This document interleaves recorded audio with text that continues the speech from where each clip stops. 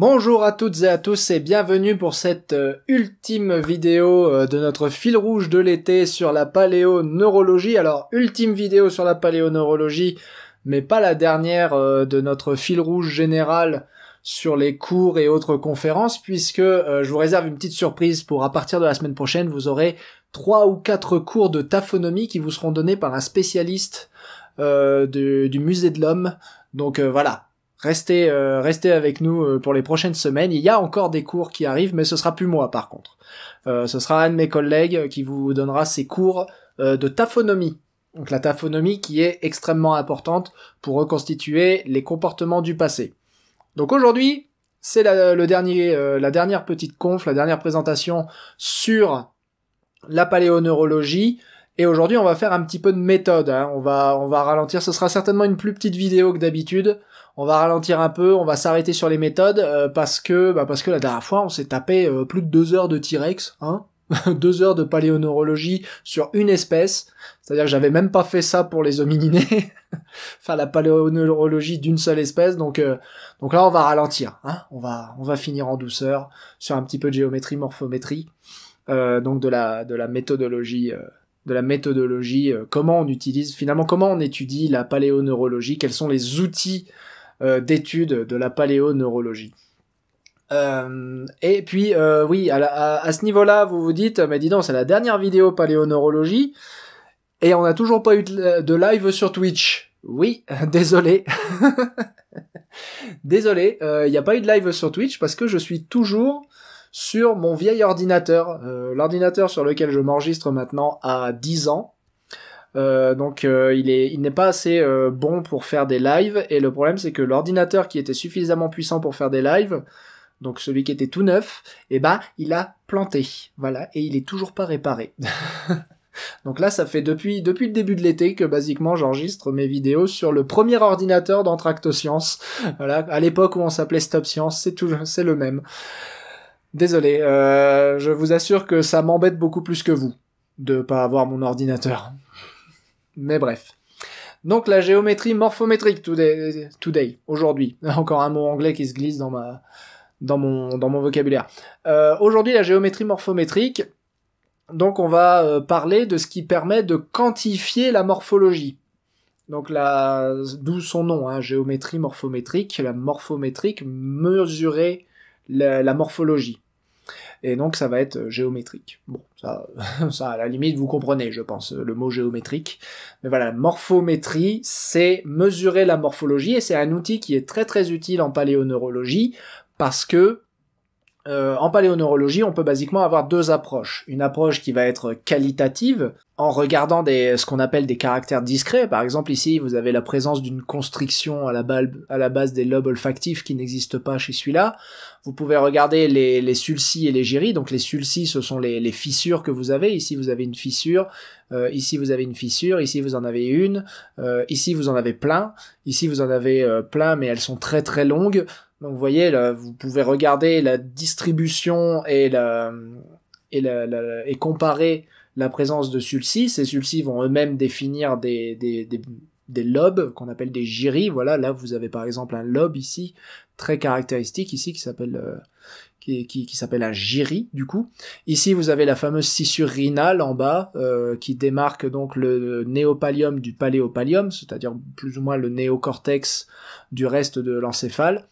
Scissure rhinale qui par exemple ici n'est pas visible. Donc vous voyez, il y a tout un tas de choses que vous pouvez regarder. Vous pouvez regarder la forme des lobes olfactifs. Là ils sont plutôt triangulaires, là ils sont plutôt arrondis, là les lobes olfactifs sont relativement réduits, etc. etc. Donc il y a plein de choses que vous pouvez comparer sur des endocrânes qui sont donc des comparaisons qualitatives. On va comparer la qualité des caractères discrets. Et puis, il y a les méthodes quantitatives qu'on a vues. On a notamment parlé de quotient d'encéphalisation. Alors là, ça a toujours été le grand fil rouge de cette série de conférences sur la paléoneurologie. Le quotient d'encéphalisation, qui permet donc de mesurer la taille relative du cerveau en général, de l'endocrine en général, mais vous pouvez aussi mesurer le volume des différentes parties. Vous pouvez mesurer un indice de néocorticalisation, c'est-à-dire que vous prenez votre scissure rhinale, vous mesurez la quantité de néocortex au-dessus et la quantité du reste en dessous. Et donc, basiquement, vous allez avoir un ratio qui vous donnera le développement du néocortex. En faisant cette mesure-là, vous pouvez mesurer la quantité de gyri, justement, de ces scissures que vous voyez là sur le néocortex, et vous aurez un indice de gyrification. Voilà, vous comptez le nombre de gyri, ou vous comptez la longueur de ces gyri, etc. Enfin bref, vous essayez de faire un ratio, et ça vous permettra de quantifier la gyrification de votre néocortex. Donc on a ces deux approches, qualitative et quantitative, et des fois, on n'a pas tellement le choix parce que on va être obligé en fait de choisir l'approche quantitative pour plein de raisons, et les deux principales raisons en matière de paléoneurologie, ça va être soit parce que vous étudiez les endocrines et que les endocrines, notamment chez les hominidés, ont tendance à n'avoir rien à leur surface. On a vu donc par exemple les endocrines des hominidés, on a vu l'endocrine des cétacés, on a vu l'endocrine des proboscidiens, et l'endocrine d'ailleurs des thérapsides aussi. Sur leur surface, en fait, il n'y a pas de gyrus, il n'y a pas de sulci, il n'y a pas de gyri, il n'y a pas de fosse, il y a à peine un vaisseau sanguin ou deux qui se balade une fois de temps en temps. Il y a rien, en fait. C'est ce qu'on appelle en anglais featureless. La surface est lisse. Alors sur le cerveau lui-même, on a des gyri, des sulci. Le cerveau, ça ressemble à un plat de spaghettis sur le cerveau, mais par contre, l'endocrine, lui, ne préserve rien de cette morphologie, et donc on n'a rien pour travailler. Donc il nous reste plus que, et je pense vous avoir convaincu de ça, il nous reste plus que la taille, en fait. Donc une approche qui va être quantitative. Et puis, des fois, vous avez au contraire des structures qui vont être tellement complexes qu'elles vont être extrêmement difficiles à décrire de façon qualitative. Notamment l'oreille interne. L'oreille interne qui est faite de deux organes. L'organe de l'équilibre que sont les trois canaux semi-circulaires qui sont orientés dans les trois dimensions de l'espace. Donc c'est pas facile à décrire comme structure, d'autant que chaque canal, les canaux en fait individuellement se ressemblent. Donc c'est très facile avec une description qualitative de finir complètement paumé, hein, puisque vous avez le canal antérieur, postérieur et latéral, c'est difficile de finir paumé entre ces trois structures. Et en plus tout ça c'est attaché à l'organe de l'audition qui chez les mammifères, donc on appelle la cochlée, qui chez les mammifères est très complexe puisqu'il est enroulé sur lui-même et en plus divisé en deux parties. Vous voyez, il y a une ligne au milieu de cette montagne de Chantilly là, qui s'appelle la lamina secondaria, la lame secondaire. Et donc c'est une structure qui est elle-même divisée en deux et qui est enroulée sur elle-même, et à décrire c'est une horreur quoi. Donc l'approche, pareil, ça va être de quantifier sa morphologie, donc basiquement mesurer son enroulement, par exemple, afin plutôt que de décrire, alors il y a 1, 2, 3 tours de cochlée, ce qui est relativement imprécis, on va dire la cochlée est enroulée sur 270 degrés, c'est-à-dire ça fait un 3/4 de tour. Ouais, généralement, on a plus des cochlées qui sont enroulées sur 500 degrés, 600 degrés, donc vous voyez, il y a plusieurs tours. Voilà.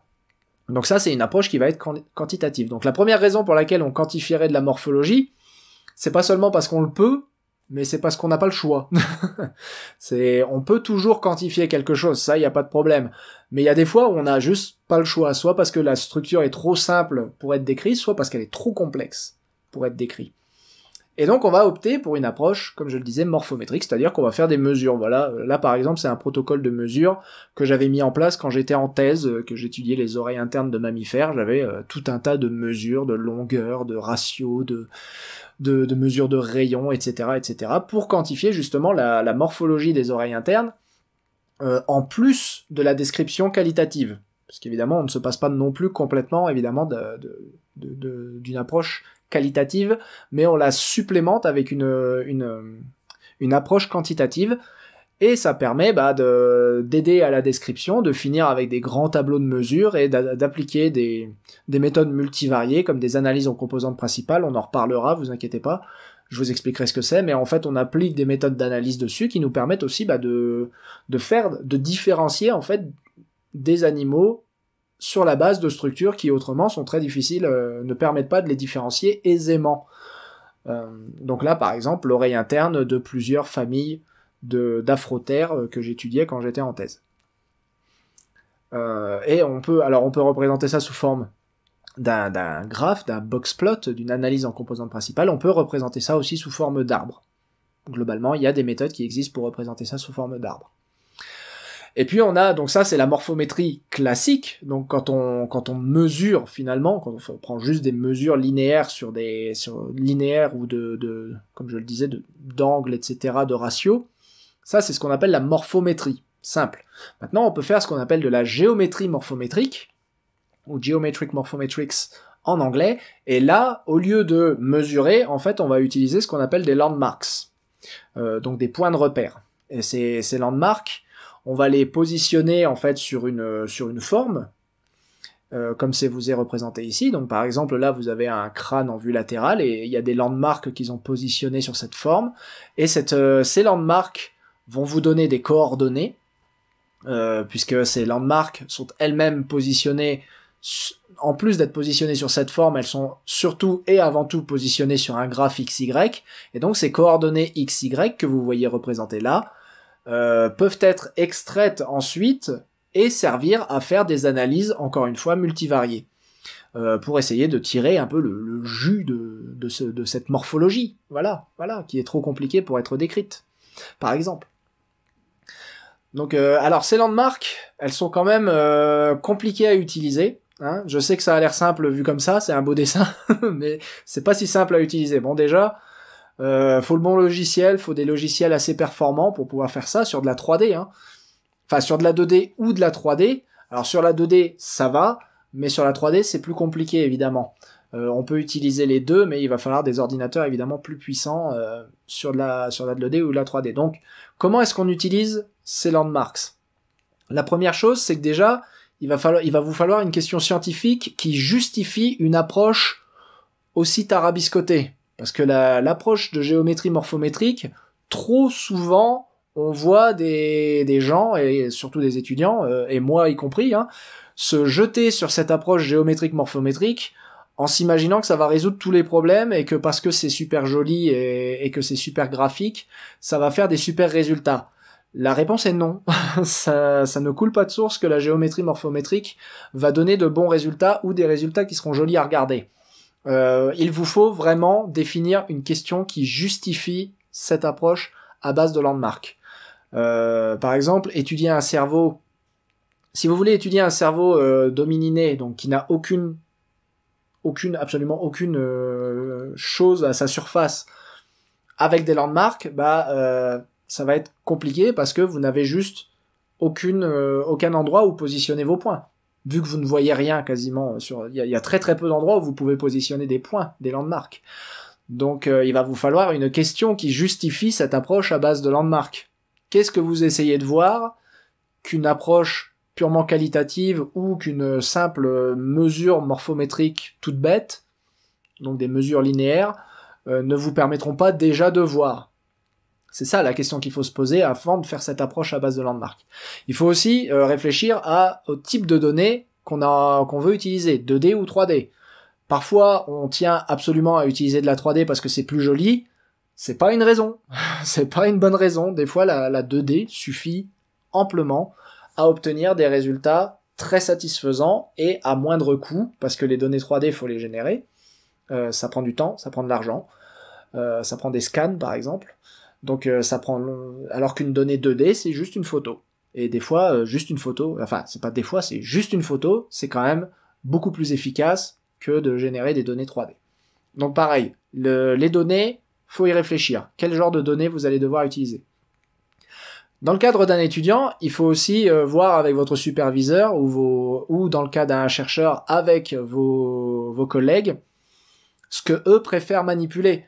Parce que vous travaillez pas tout seul, la science c'est un effort participatif, collectif. Si vous êtes le seul de votre équipe à savoir ce que vous faites avec vos landmarks, ça va pas plaire à tout le monde. Les gens, ils veulent comprendre ce que vous faites. Et ne pas être compris, c'est la pire chose qui peut vous arriver en tant que chercheur. Que les gens comprennent pas ce que vous faites. Parce que la revue par les pairs et ensuite la validation d'un consensus scientifique passe par le fait qu'il y a d'autres experts qui sont capables de valider ce que vous avez fait. Si personne n'est capable de valider ce que vous avez fait, vous pourrez être publié, vous obtiendrez des résultats, mais bon, de toute façon personne comprend, alors voilà. Et puis il y a des limitations techniques toutes bêtes. Quel logiciel vous avez accès? Des fois vous avez juste pas le choix. Les logiciels très souvent ils sont payants. Enfin les meilleurs logiciels sont très souvent payants.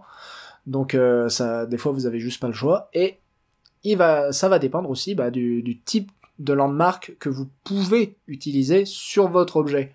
Parce que même une fois que vous avez sélectionné vos types de données, même une fois que vous avez votre endocrâne en 3D, il va falloir que vous puissiez appliquer des landmarks dessus. Et des types de landmarks, toutes ne sont pas applicables à tous les types de données. Donc par exemple, il y a les landmarks de type 1, donc on va voir maintenant tous ces types de landmarks. Donc les landmarks de type 1, c'est les landmarks qu'on peut positionner sur des points homologues. Donc par exemple des foramen, voilà, des trous, des choses qu'on est capable de reconnaître d'un endroit à un autre. Par exemple, si vous voulez mettre des landmarks sur les mains, il y a une landmark sur le doigt 1, le doigt 2, le doigt 3, le doigt 4, le doigt 5.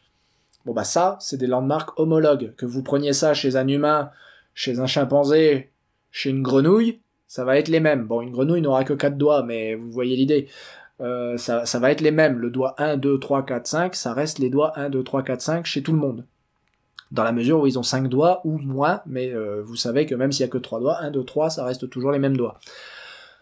Donc il faut que les landmarks soient homologues. Donc c'est par exemple ce qui a été utilisé.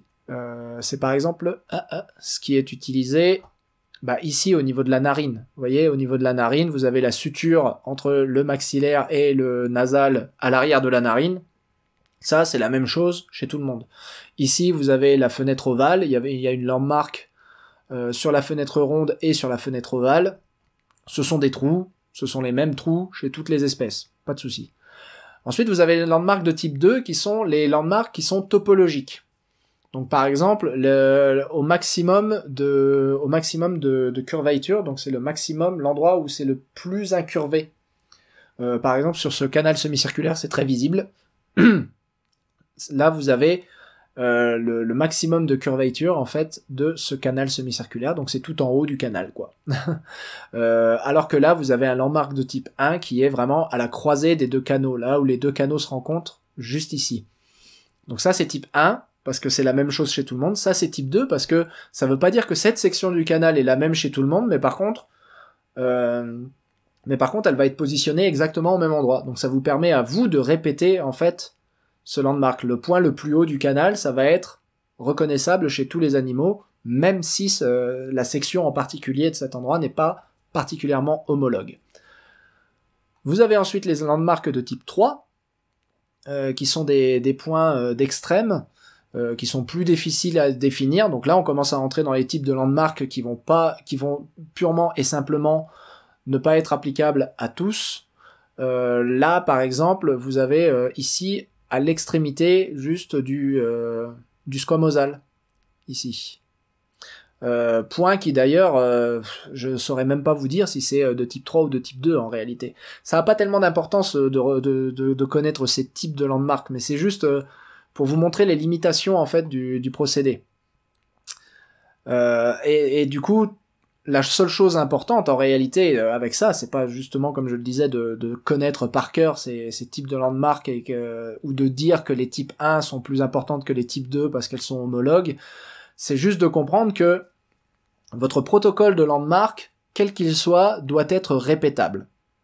Et pour qu'il soit répétable, il faut que tout le monde le comprenne, pour que tout le monde soit d'accord sur le fait que si on recommence à faire exactement ce que vous avez fait, donc la fameuse répétabilité de la science, si quelqu'un essaye de refaire ce que vous avez fait, qu'on arrive à le refaire exactement de la même façon pour reproduire les mêmes résultats.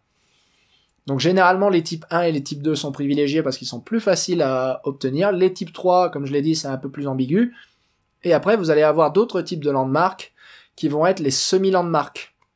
Donc là, on va quantifier la morphologie d'une façon qui est plus en ligne avec ce qu'on appelle les types 2, à savoir que c'est pas des points homologues, mais par contre, ça va complètement vous quantifier la morphologie d'une structure continue. C'est des points en fait qui sont disposés à équidistance sur une structure et qui vont donc permettre de quantifier la morphologie de cette structure. Donc ça ressemble à des points de type 2, même si ça n'en est pas. Mais c'est vraiment juste, voilà, il y a le même nombre de points ici pour chaque canal semi-circulaire, là, sur cet exemple-là. Et ce même nombre de points va quantifier chacune des structures en donnant des coordonnées, etc., sur lesquelles on va pouvoir travailler. Et là, pareil, vous avez une autre oreille interne sur laquelle on a posé des semi-landmarks, et on en a posé aussi sur la cochlée, et pas seulement sur les canaux semi-circulaires. Donc les semi-landmarks, c'est vraiment une ligne de points, qui sont donc que partiellement des landmarks, comme leur nom l'indique. Et ensuite, vous pouvez carrément utiliser ce qu'on appelle des sliding landmarks, où là, c'est pas juste quelqu'un qui a pris ce cerveau et a posé des landmarks absolument partout, complètement au pif d'ailleurs.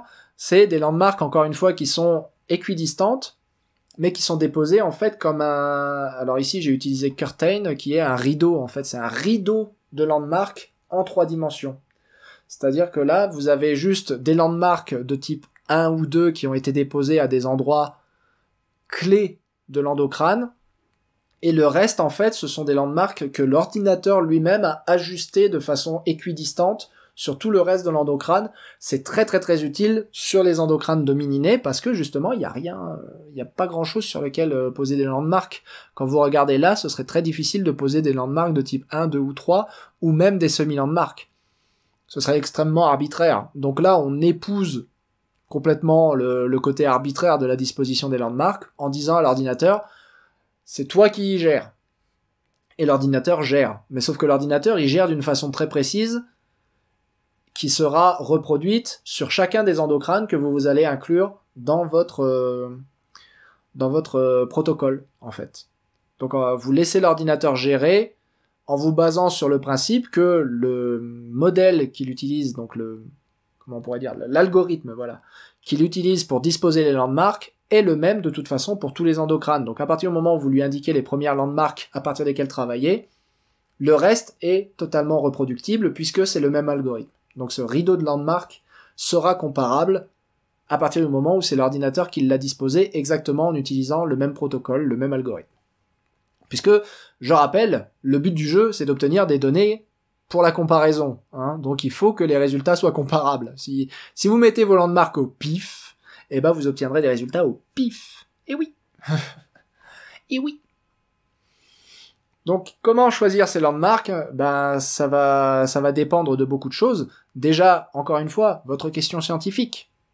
Certaines questions scientifiques nécessitent des landmarks simples, d'autres nécessitent des semi-landmarks, et certaines vont absolument nécessiter des sliding landmarks.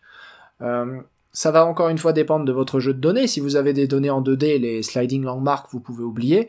Vous pourrez utiliser des semi-landmarks, mais ce sera un peu comme chasser la souris au bazooka. Généralement, vous allez préférer des types 1 ou type 2 sur des données photographiques. Ça va aussi dépendre d'un truc qu'on oublie très très souvent. Ça va dépendre de la quantité de puissance informatique dont vous disposez, donc à savoir votre ordinateur. Voilà, si je vais pas faire tourner le même, je vais pas faire tourner les mêmes algorithmes et les mêmes analyses de landmark sur cet ordinateur-là que sur celui qui est en panne en ce moment. C'est parce que clairement ils ont pas la même puissance. Donc ça va dépendre de la quantité de puissance que vous avez et du temps que vous avez, parce que des fois il faut des semaines pour gérer les données. Et quand vous êtes un étudiant qui essaye de finir son master's le plus vite possible, ou que vous avez par exemple des limites imposées par un financement, hein, parce que des fois ça arrive, vous avez un financement pour 6 mois, vous pouvez pas juste passer 2 semaines, passer plein de fois 2 semaines à systématiquement attendre que votre logiciel ait fini de mouliner vos données. Si les données prennent 2 semaines à mouliner, enfin, ça existe plus tellement maintenant.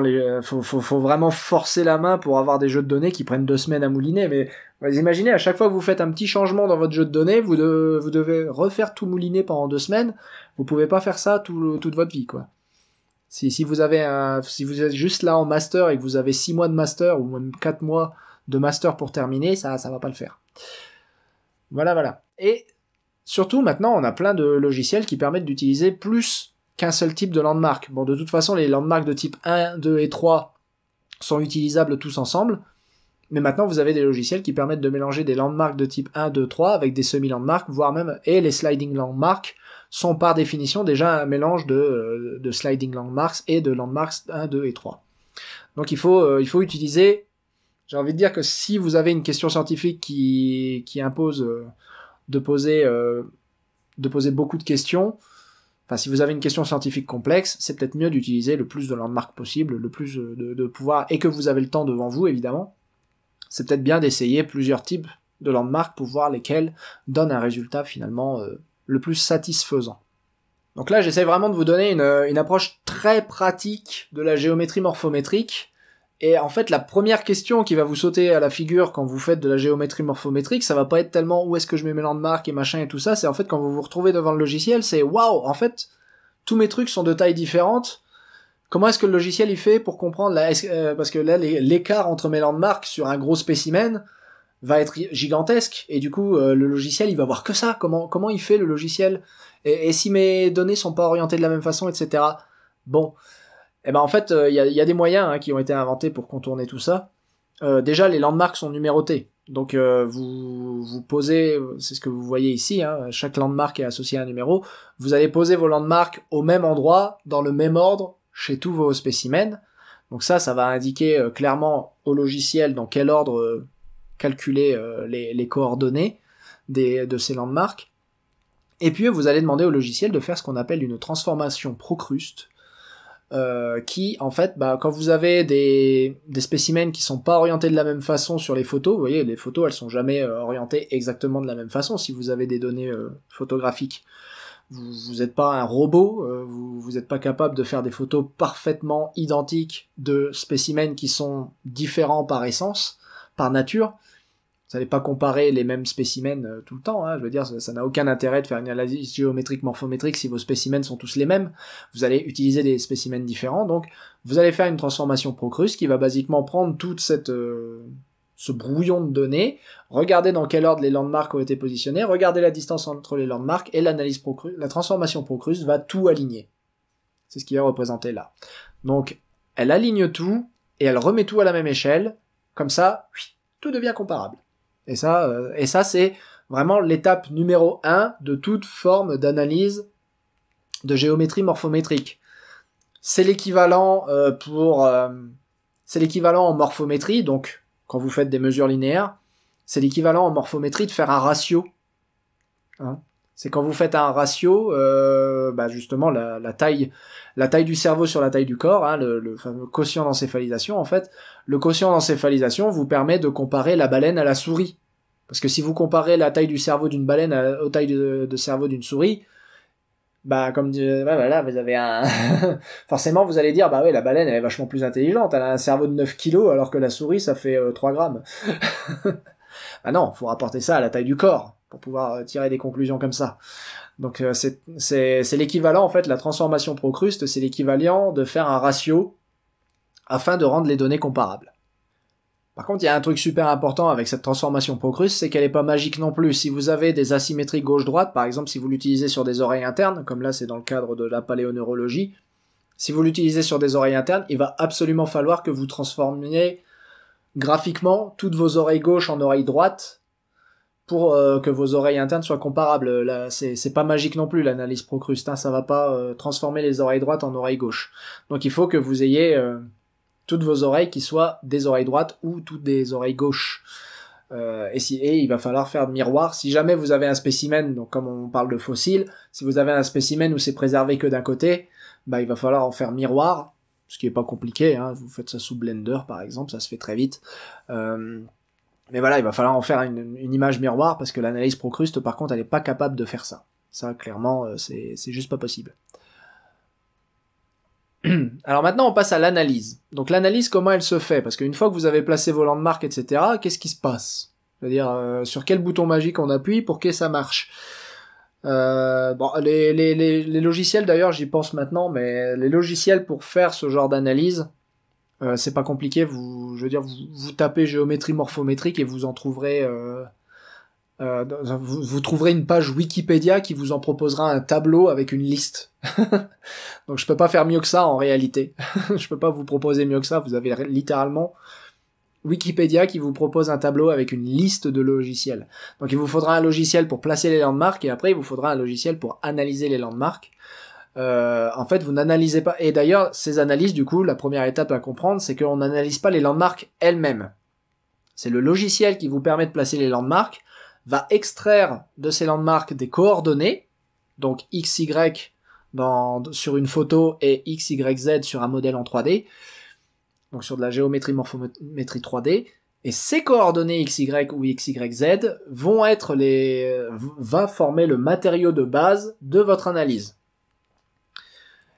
Et on parle dans ce cas-là d'analyse multivariée. Ça veut dire quoi une analyse multivariée ? Ça veut dire une analyse qui va utiliser plusieurs variables. Donc en l'occurrence, par exemple, quand vous voyez un graphe quotient d'encéphalisation poids du corps, c'est une analyse bivariée parce qu'il y a deux variables, quotient d'encéphalisation, poids du corps. Quand vous voyez juste deux moyennes comparées, si vous comparez la moyenne du quotient d'encéphalisation de chez deux espèces, c'est une analyse univariée parce qu'il n'y a qu'une variable, le quotient d'encéphalisation. Voilà, vous comparez juste les moyennes d'une seule variable. Donc une analyse multivariée, c'est par définition une analyse qui a plein de variables. Et en l'occurrence, vous avez beaucoup de variables puisque vous avez un nombre de landmarks qui peut aller de 10 à 200 si vous vous sentez complètement fou. Si vous avez des sliding landmarks, vous avez des milliers littéralement de points et chaque point a deux voire trois coordonnées en fonction de si vous êtes en 2D ou en 3D. Donc vous avez littéralement des milliers de variables. Et un cerveau humain ne peut rien faire avec des milliers de variables. Nous, on peut pas comprendre des milliers de variables. On peut comprendre une variable, on peut comprendre deux variables sur un tableau. Au-delà de deux variables, on peut faire des représentations 3D d'un tableau comme je vous montre là. On peut faire des représentations 3D et rajouter une troisième variable. Ça commence à devenir compliqué graphiquement, mais on est capable de l'enregistrer. Des milliers de variables, on peut pas. On peut pas, et instinctivement, ce qu'on va faire, c'est en sélectionner une qu'on trouve plus importante que les autres, et au final, vous avez tout fait pour rien, du coup, puisque vous retombez à une seule variable. Donc, qu'est-ce qu'on fait quand on a plein de variables, quand on a fait plein de mesures, ou qu'on a fait des landmarks?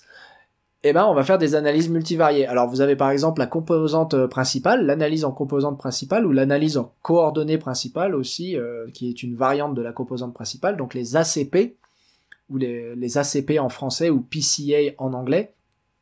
Donc les ACP, en fait, elles vont vous prendre toutes ces analyses, toutes ces variables, elles vont les mettre dans un gros chaudron dont la plupart des gens ne comprennent pas ce qui s'y passe, et de toute façon, vous n'en avez pas besoin. L'important à savoir, vous, là, à votre niveau, et même moi, à mon niveau, honnêtement, je me rappelle plus comment ça marche. Je l'ai su, mais honnêtement, je me rappelle plus. Et donc, ça part dans un gros chaudron, et une boîte noire, et ça ressort avec, bim, un nombre limité de variables. En l'occurrence, une bonne analyse en composante principale, normalement, vous ressort deux variables qu'on appelle PC1 et PC2, et ces deux composantes doivent normalement expliquer une certaine quantité de variance. Donc c'est ce que les variables expliquent, c'est la variance. Donc là par exemple, elle explique cette analyse en composante principale. Quand vous regardez les deux premières composantes, PC1 et PC2, vous voyez qu'elles expliquent presque 60% de la variance ici, et 30% de la variance pour PC2. Donc en fait, votre analyse multivariée vous donne une analyse en composante principale avec les deux premiers axes qui vous expliquent en tout quasiment 90% de ce qui se passe dans votre jeu de données. Donc ce que vous voyez à l'écran là, s'afficher là, explique 90% de ce qui se passe dans toutes les mesures que vous avez prises avant. C'est d'une puissance extraordinaire, c'est-à-dire que vous aviez une quantité de données incalculable pour n'importe quel cerveau humain, vous le mettez dans votre analyse en composante principale, il vous en ressort deux variables qui vous expliquent 90% de ce qui se passe. Et donc vous avez un tableau et vous l'interprétez comme si c'était un tableau à deux variables normales. Et d'un côté, là, ça vous montre que vous avez les... Donc là, c'est un truc sur l'oreille interne des cétacés, la cochlée. Et donc là, vous avez les odontocètes qui sont spécialisés haute fréquence, les auditions des hautes fréquences. Ici, vous avez les mysticètes qui sont spécialisés auditions des basses fréquences, qui sont bien distingués sur la composante 2. Donc la composante 2 semble indiquer l'adaptation à l'audition des hautes fréquences et des basses fréquences. Et pendant ce temps-là, vous avez la composante 1, et la composante 1, elle vous distingue les cétacés modernes, les archéocètes, et les artiodactyles. Donc la composante 1, c'est apparemment la phylogénie. Et ça c'est caviar. Et ça c'est caviar, c'est un beau jeu de données qui vous donne des résultats qui sont interprétables de façon humainement intelligible. C'est ça l'analyse en composante principale. C'est rentrer des données qui sont humainement imbitables et en ressortir une belle analyse avec des résultats humainement intelligibles. Maintenant, le problème, c'est quand vous sortez des composantes principales, donc PC1 et PC2, qui expliquent genre 25% de la variance. Et alors là, en gros, vous avez fait tout ça pour rien. Parce que ça veut dire que votre analyse en composante principale n'arrive pas à extraire le jus, en fait, de votre jeu de données. Et là, vous êtes cuit. On peut faire d'autres types d'analyses, néanmoins, on n'est pas coincé avec les composantes principales, on peut faire une analyse discriminante, ce qui va se présenter plus ou moins sous la même forme qu'une analyse aux composantes principales, sauf que ça va maximiser les différences entre vos échantillons. C'est très utile, par exemple, si vous voulez déterminer si deux objets appartiennent à deux espèces différentes.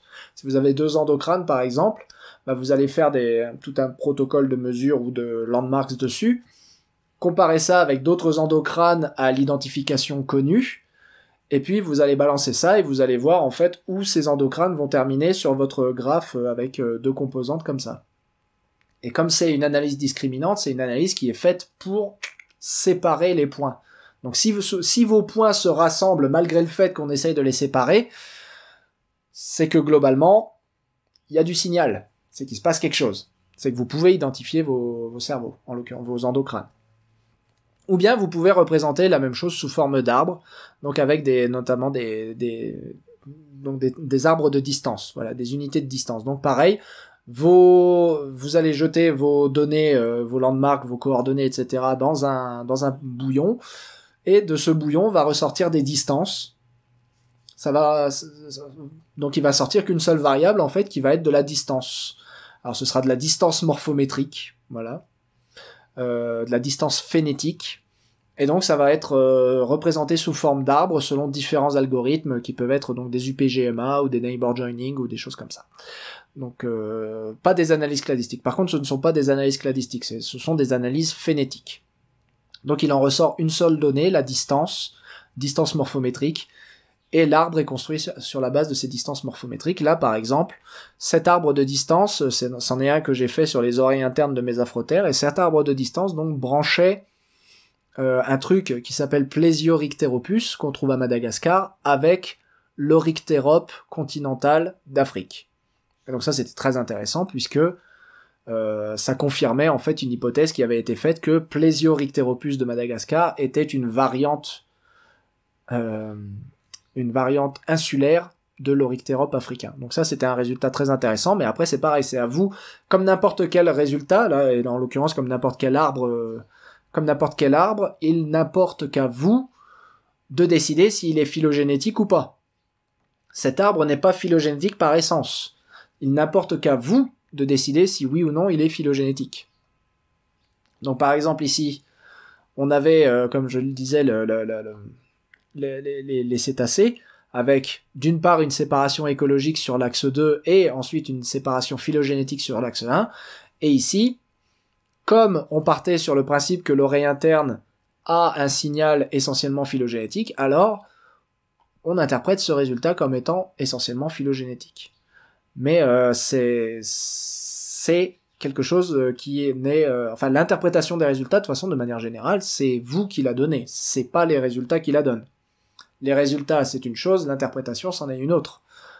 En réalité, par exemple, ici, réunir les artiodactyles dans un seul gros patatoïde orange, c'est déjà une interprétation en soi.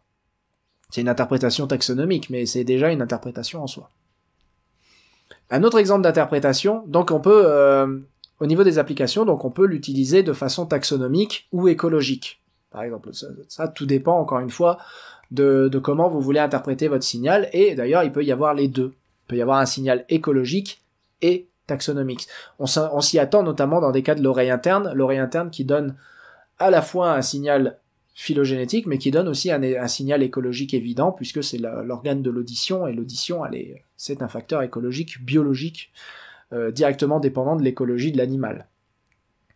Ou l'équilibre aussi est un facteur biologique qui est directement dépendant de l'écologie de l'animal, notamment de son mode de locomotion. Un autre exemple d'application des landmarks, ça va être aussi d'utiliser donc ce morpho-espace. Le morpho-espace, c'est ce qui est défini ici par vos axes de composantes principales. On appelle ça un morpho-espace ou morphospace en anglais. Et c'est d'utiliser les propriétés inhérentes à ce morphospace pour arriver à corriger la déformation de certains fossiles. Donc par exemple, c'est ce qu'on avait fait avec Euchambersia ici, donc le ptérocéphale venimeux. L'holotype est extrêmement déformé ici. Là, ça c'est la déformation naturelle de l'holotype. Vous voyez qu'il a été cisaillé comme ça. Il est complètement écrasé et cisaillé. Par contre, il existe un autre spécimen, qui est lui pas déformé. Et donc on place un protocole de landmarks sur ce spécimen-là, qui n'est pas déformé. On place un protocole de landmark sur le spécimen qui est déformé. Et en fait, ce qu'on va faire, c'est qu'on va, dans le morpho-espace, on va déplacer les landmarks du spécimen déformé dans le morpho-espace vers celle du spécimen qui ne l'est pas. Et ainsi, on va ce qu'on va appeler rétro-déformer l'holotype dans une forme qui est plus conforme à ce qu'il était autrefois. Évidemment, on n'est pas magicien, s'il y a des choses qu'on n'est pas capable de remettre en place parfaitement, mais déjà, vous voyez, là, sur la déformation du museau, là, vous voyez que c'est déjà nettement moins cisaillé. Et pareil, vu du dessus, là, le spécimen vu du dessus, on voyait la moitié de la face droite. Maintenant, vu du dessus, on voit plus la face droite, mais on voit qu'il y a toujours quand même une certaine déformation qui se promène.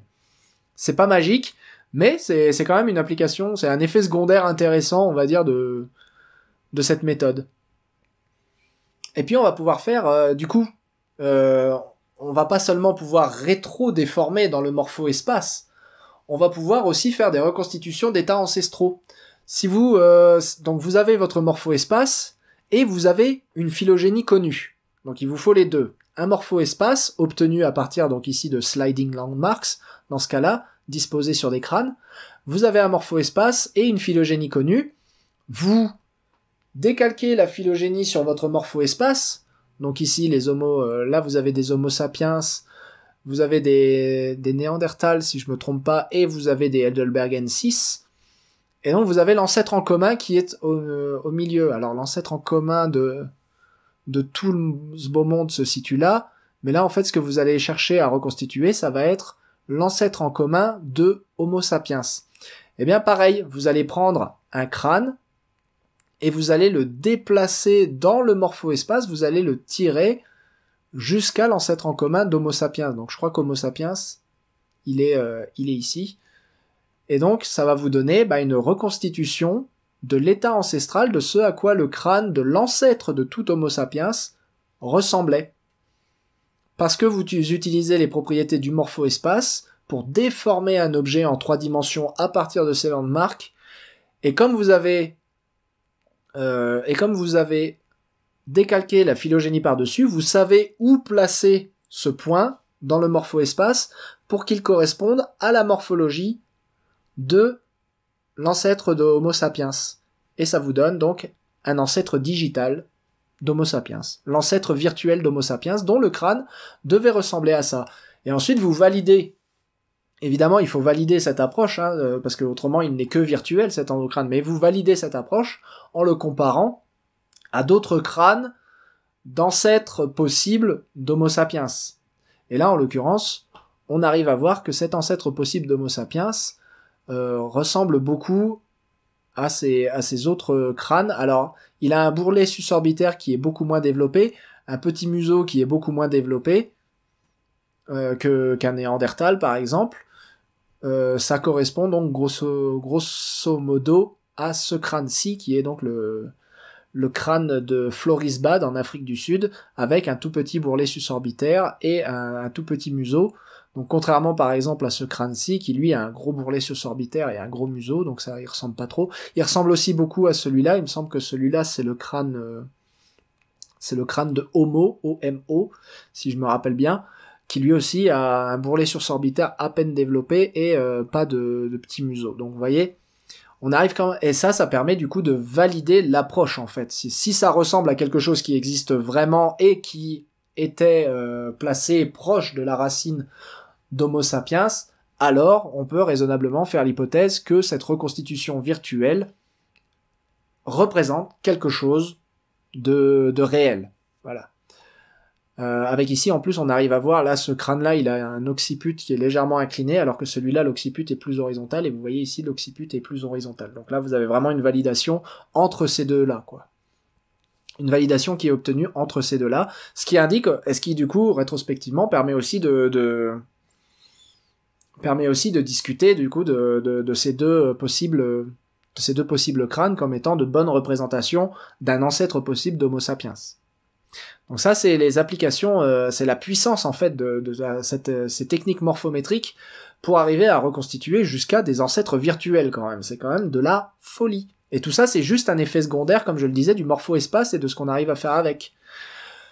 Néanmoins, et malgré tous ces résultats peuvent être sembler extrêmement excitants et visuellement très intéressants, très on dirait appealing en anglais, des résultats qui sont très visuellement beaux, quoi. C'est cool, quoi. C'est cool ce qui est en train de se passer là. Waouh. Donc c'est la puissance de cette technique. On peut faire, ça ouvre toutes les portes possibles, imaginables. Calme-toi. Généralement, c'est le moment avec les étudiants, justement, que là, pour le coup, c'est un cours que je donne. Et là, c'est le moment où je dis aux étudiants, néanmoins, et malgré toute la puissance de cette technique, il va falloir se calmer un peu. Faut vous rappeler, pourquoi on veut quantifier la morphologie? Parce qu'on a une question à la base. Donc là, la question, c'était à quoi ressemble l'ancêtre d'Homo sapiens? Ils se sont fait chier à mettre des sliding landmarks sur des centaines de crânes parce qu'ils avaient une phylogénie pour pouvoir la mettre par-dessus ce morphospace et reconstituer l'ancêtre d'Homo sapiens. Il y a une question à la base. C'était pas seulement on va foutre des sliding landmarks partout et voir ce que ça donne. Non. Donc il faut se faire très très gaffe à avoir une question. Là par exemple, ce que j'avais fait, c'est que j'avais fait des semi-landmarks sur de l'oreille interne de Therapside. Donc je m'étais bien fait chier parce qu'il y avait quand même une vingtaine ou une quarantaine de spécimens sur lesquels il fallait placer toutes les landmarks, etc. Et en fait, j'avais pas réfléchi à ce que je cherchais à faire, en fait, avec cet article. Je m'étais juste dit, oh ouais, ce serait super cool de faire des sliding landmarks, des landmarks des semi-landmarks en l'occurrence, sur des oreilles de Therapside. Je suis sûr que ça va donner quelque chose de génial. Non, ça a donné ça. Et honnêtement, c'est pas ouf. Parce que vous voyez, les triangles inversés sont complètement mélangés avec les carrés, qui sont complètement mélangés avec les trucs blancs. Enfin, tout est mélangé. Il y a quasiment rien qui sort, en fait. Et mes composantes, regardez. Alors, j'ai cette composante qui est à 34%, donc même pas 50%, et j'ai cette composante-là qui est à 27%. Donc, toutes les deux expliquent péniblement la moitié de ma variance. C'est pas très bon. C'est pas très très bon comme résultat. Donc quand vous avez des composantes qui expliquent péniblement, les deux premières composantes qui expliquent que péniblement la variance, ça veut dire qu'il faut aller voir les autres composantes, ce qui veut dire que vous retombez en fait sur du multivarié. Vous retombez en fait, plus vous avez besoin de composantes pour comprendre votre analyse en composantes principales, et plus vous vous mordez la queue à essayer de retourner sur une analyse de plein de variables, alors que l'idée à la base c'était de diminuer le nombre de variables. Donc là, plus de 2 composantes, ça veut dire que c'est un échec. On a quand même le groupe étoile qui se distingue. Donc j'avais quand même réussi à publier ce résultat, mais enfin, clairement, c'est les données qui ont été magnanimes avec moi et ont quand même permis que j'ai un résultat. Mais il faut réfléchir à ce qu'on fait. Faut pas se jeter sans aucune question, parce que vous risquez de bosser pour rien. Si le résultat vous donne rien d'évident, vous allez juste obtenir un résultat et vous saurez pas quoi en faire. Donc voilà. Par exemple, là c'est un autre exemple où j'avais pris le temps d'avoir une question, à savoir, on a des données conflictuelles entre ADN et morphologie, on sait que l'oreille interne donne un signal qui est phylogénétique puissant et généralement en cohésion avec l'ADN, donc on fait un protocole de Landmark pour quantifier ce signal phylogénétique, et on le représente sous forme d'ACP et d'arbre, sur lequel ce signal va être interprété de façon phylogénétique avec Plesiorycteropus, groupe frère d'Orycteropus. Voilà. Et là, on a un signal qui est cohérent avec la question qu'on avait à la base. Alors c'est pas la question qui donne le signal au résultat, mais par contre c'est la question qui donne comment interpréter le résultat. Si Plesiorycteropus s'était retrouvé loin d'Orycteropus, étant donné ma question, j'aurais dit, bon bah soit il n'y a pas de signal phylogénétique dans l'oreille de ces bêtes-là, curieusement, soit le signal phylogénétique ne soutient pas que Plesiorycteropus et Orycteropus sont proches. Voilà. Et au moins, que mon résultat soit bon ou mauvais, donc soit le résultat que j'attendais ou pas, j'ai une réponse à ma question, et donc j'ai pas tout fait pour rien. Et ça vaut pour à peu près toutes les approches du monde, hein. Il faut avoir une question, comme ça, que le résultat soit positif ou négatif, vous avez une réponse, et donc quelque chose de publiable. Voilà, donc il faut bien se poser la question, faut bien se poser notre question avant de rentrer dans un protocole de Landmark, et surtout il faut de Landmark, ou de semi-Landmark, de sliding Landmarks, ou de morphométrie, avant de se lancer dans de la multivariée, il faut toujours se poser la question, quelle est la question scientifique à laquelle je souhaite répondre, et dois-je réellement me lancer dans cette approche? Parce qu'il y a plein de cas où il ne faut surtout pas faire de Landmark. Par exemple, si vous n'avez que 2 spécimens, voilà, Euchambertia, il y a que 2 spécimens. Alors depuis le début juillet, il y en a 3. Mais enfin, n'empêche que c'est pas assez pour faire une approche statistique quelle qu'elle soit. Donc, ça sert à rien de faire des landmarks si vous n'avez pas assez de spécimens. De manière générale, il vous faut au moins 2 fois plus de spécimens que vous n'avez de landmarks. Donc là, si vous avez l'intention de poser une vingtaine de landmarks, 3 spécimens, c'est juste pas assez. Il y a la question de l'homologie des landmarks. Parce que là, vous pouvez faire le protocole que vous voulez, hein, que ce soit des sliding landmarks ou juste des mesures. Jamais au monde, vous n'arriverez à comparer cette bête-là avec cette bête-ci. Ou du moins, si vous vous lancez quand même dans la comparaison, quel résultat attendez-vous? Je veux dire, à votre avis, est-ce que ça vaut vraiment le coup de vous faire chier à mettre des landmarks sur tout ce beau monde, si c'est juste pour enfoncer des portes ouvertes? Cet organisme-là n'est pas le même que celui-là. Oui, on avait vu, on avait remarqué, mais c'est gentil de t'être fait chier à mettre autant de landmarks pour enfoncer cette porte ouverte. Donc mais il y a la question de l'homologie aussi. L'homologie, est-ce que le landmark qui est posé là, à l'arrière de la narine de ce bestiau-là, sachant que ces 2 narines sont séparées, hein, là vous n'avez qu'une narine, l'autre narine est de l'autre côté, est la même que la landmark posée à l'arrière de la narine de cette bête-là, dont les 2 narines sont fusionnées. Est-ce que la fosse temporale de cet animal-là est bien comparable à la fosse temporale de cet animal-ci?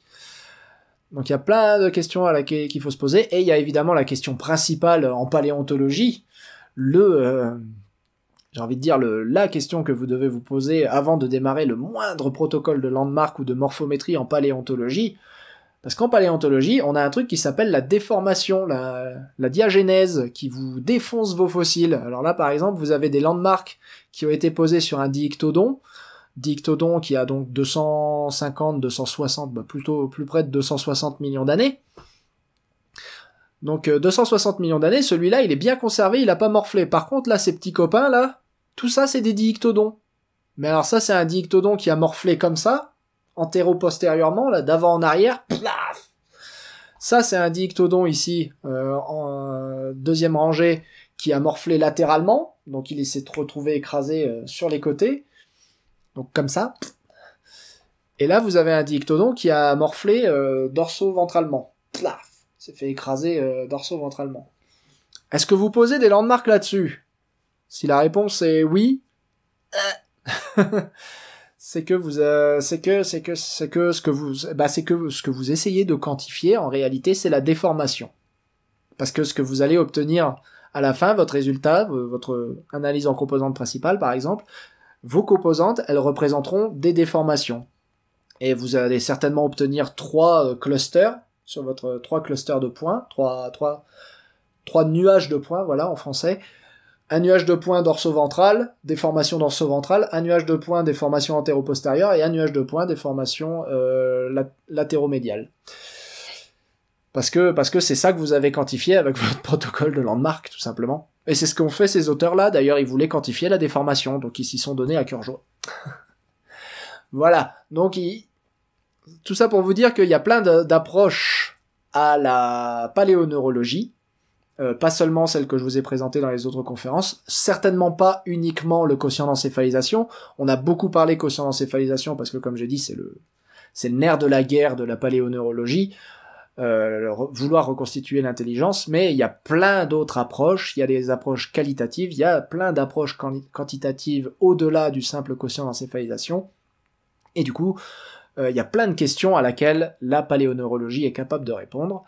Et j'espère vous en avoir convaincu à travers cette série de conférences. Donc comme je vous l'ai dit, je ne vous retrouve pas la prochaine fois parce que c'est avec mon très bon ami le docteur Raphaël Hanon que vous avez rendez-vous pour des cours de taphonomie. Voilà.